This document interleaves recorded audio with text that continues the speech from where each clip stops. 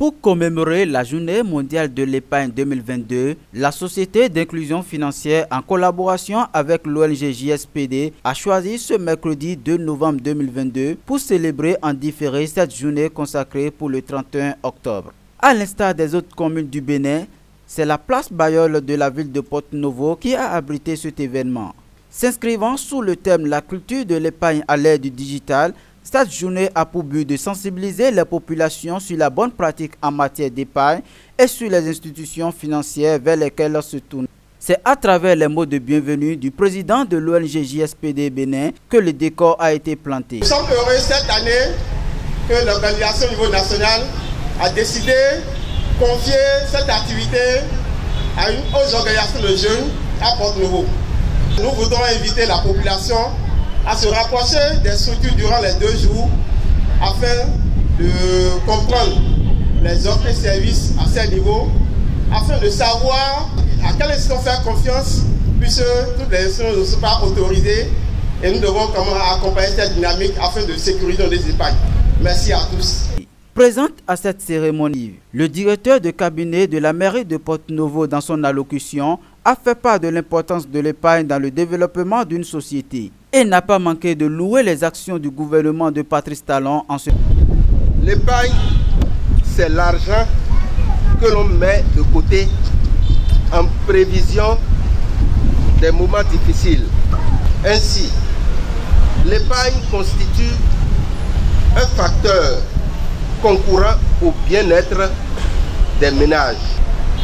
C'est d'ailleurs à juste titre que le gouvernement du président Talon a interdit sur toute l'étendue du territoire national toute activité dont le mode opératoire consiste à collecter l'épargne des populations sans autorisation préalable. Une décision salutaire prise par le chef de l'État en vue de protéger les populations contre ces pratiques criminelles.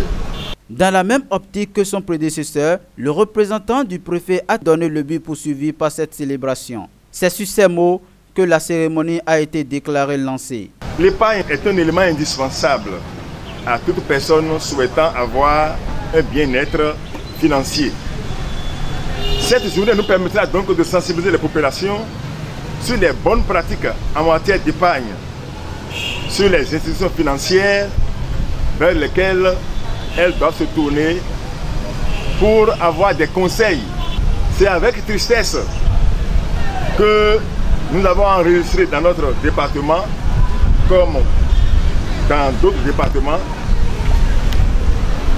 certaines institutions financières illégalement constituées qui ont trahi la confiance de nos populations.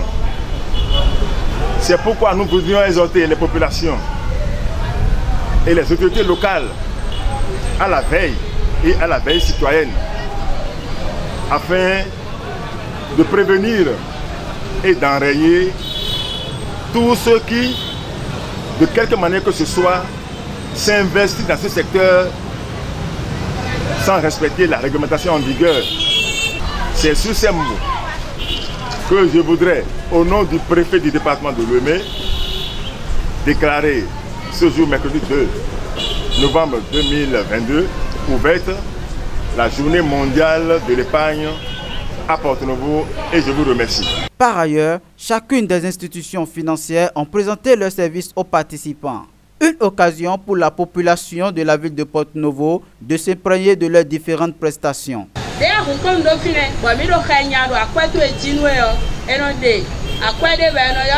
de tenue de compte. Mais dans le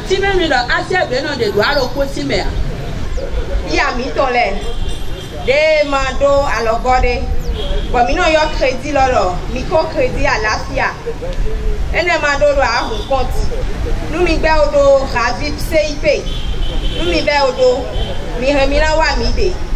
Bon, mi na ya kwelo na mi. Kwa nya lo besun akokande a o. 50 000, 300 000. Bon, mi na ya na mi. Alors gode to mi ton do mi ni ba ina mi. Alors gode le die. Une visite des stands des institutions financières s'en est suivie.